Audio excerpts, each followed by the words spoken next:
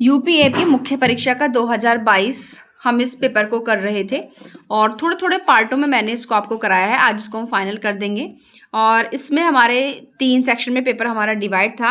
आज हमारा question number 8 का जो था, पहला हम कर चुके थे कि भारतीय दंड संहिता में मृत्युदंड से संबंधित जो भी प्रोविजंस है, जिसके बारे में मैंने सारे सेक्शंस आपको बता देते कि बीएनएस में अब फिलहाल कहाँ होगा।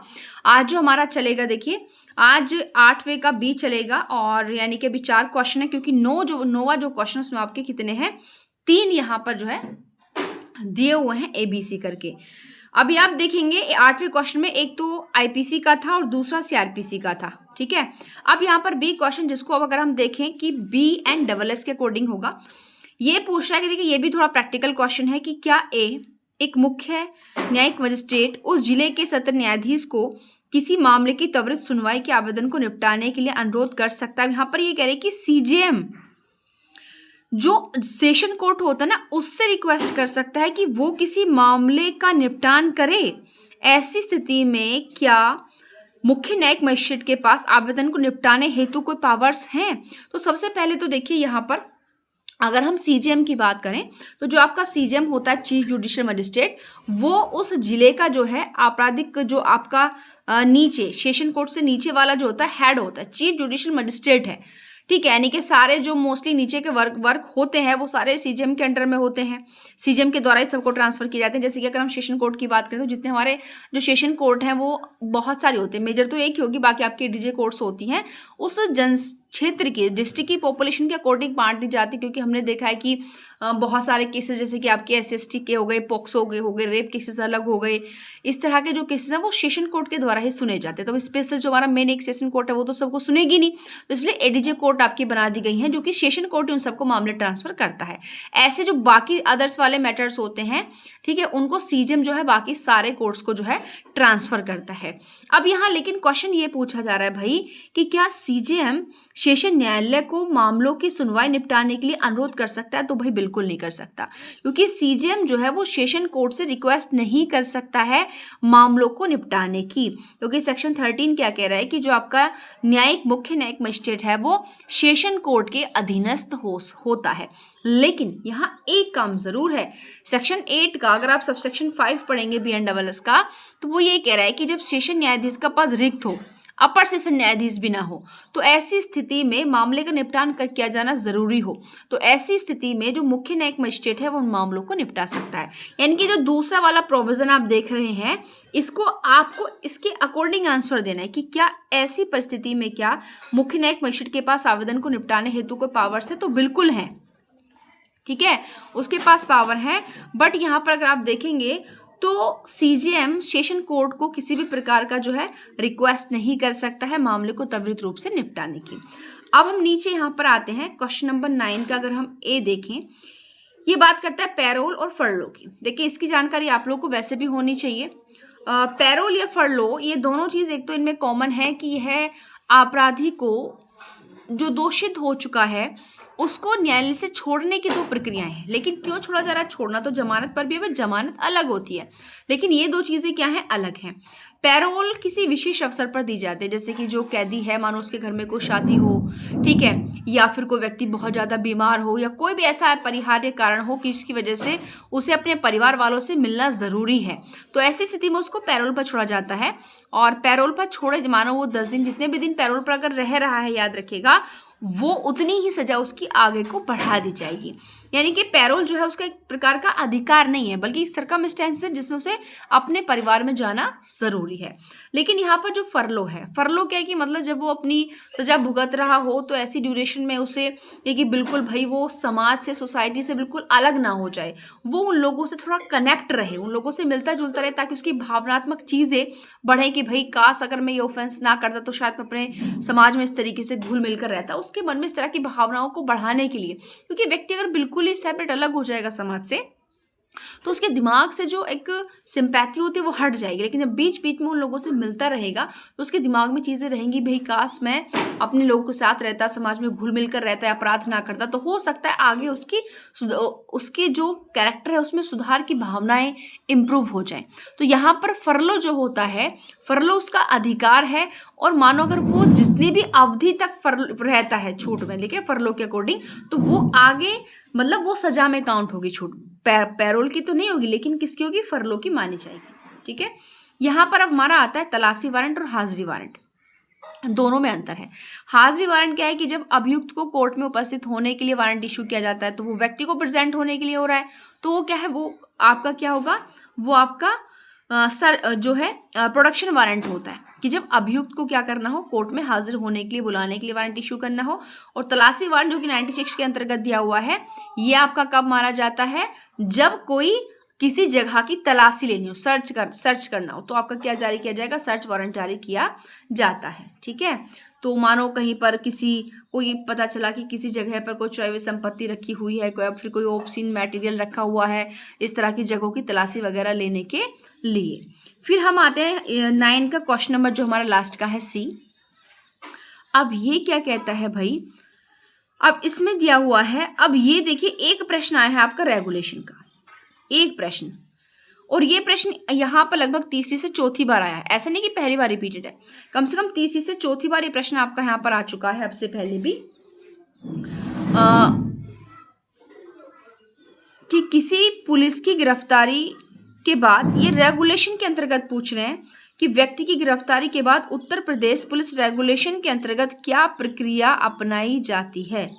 ठीक है, क्या प्रक्रिया अपनाई जाती है। अब यहाँ पर देखिए मैं बात करूँ तो एक तो हम पढ़ते हैं हमारा भारतीय नागरिक सुरक्षा संहिता, गिरफ्तारी के बाद क्या प्रोसीजर है, वो सारी चीज़ें, और उसमें भी वो प्रश्न आता है, पूछा भी गया था, देखिए वो भी। और यहाँ पर ये है आपका रेगुलेशन का। अब इसमें क्या है, अगर हम यहाँ पर रेगुलेशन का सेक्शन पैरा आते हैं, इसमें 151 हम लोग पढ़ते हैं, तो पैरा 151 जो है इसका, ये कह रहे हैं कि अगर प्राइवेट व्यक्ति द्वारा गिरफ्तारी पर प्रोसीजर दिया हुआ है, लेकिन हम यहाँ पर क्या बात करें भाई, गिरफ्तार होने के बाद की प्रक्रिया बताओ हमको। तो गिरफ्तार होने के बाद की प्रक्रिया यहाँ पर अगर हम देखेंगे सेक्शन 153 से हम यहाँ पर पढ़ेंगे, और लगभग ऐसा नहीं कि बहुत ज़्यादा चीज़ें हैं, बट इसमें ये कि उसके बाद का प्रोसेसर काफ़ी लंबा होता है, बट हमको मेन सेक्शंस यहाँ पर करने हैं। जैसे 153 क्या कह रही है, ये कह रहा है कि भाई अन्वेषण जो इन्वेस्टिगेशन ऑफिसर होता है ना, वो जिस व्यक्ति को गिरफ्तार किया गया उससे पूछेगा कि कहीं उसके साथ कोई दुर्व्यवहार तो नहीं हुआ था, तो ये भी गिरफ्तारी के बाद ही पूछेगा ना भाई, इन्वेस्टिगेशन ऑफिसर जो है गिरफ्तारी के बाद तो पूछेगा कहीं उसके साथ कोई दुर्व्यवहार तो नहीं किया गया। फिर सेक्शन 154 आता है आपका। 154 क्या कहता है कि गिरफ्तार व्यक्ति की क्या ली जाएगी, तलाशी ली जाएगी।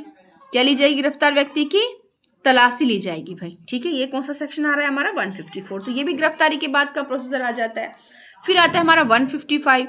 155 क्या कहता है, ये कहता है पैरा कि भाई जो कैदी है ना, उसको जो मतलब हथकड़ियाँ लगा रहे हो, मतलब उसको जो हथकड़ियाँ लगा रहे हो, बेड़ियाँ लगा रहे हो, उनके संबंध में रूल रेगुलेशंस की बात कहता है। तो ये काम भी कब होंगे, गिरफ्तारी के बाद ही किए जाएंगे। उसके बाद हमारा आता है यहाँ पर सेक्शन, यहाँ पर देखते हैं पैरा 156 आता है हमारा। ठीक है, ये तीन यहाँ पर हो गए, 53, 54 और 155 पैरा है, याद रखिए गिरफ्तारी के बाद का प्रोसीजर है, प्रश्न ये आता है। सेक्शन 150 सेक्शन याद आते हैं, ये पैरा है आपका 156। ठीक है, अब ये क्या कहता है कि भाई अब जो इन्वेस्टिगेशन ऑफिसर है ना, या फिर जो ऑफिसर इंचार्ज है पुलिस स्टेशन का, वो जमानत के उपबंधों का पालन करेगा। किसका, जमानत के। तो जमानत के उपबंधों का पालन भी कब किया जाता है भाई, इसके बाद ही किया जाएगा। फिर आता है हमारा पैरा 157।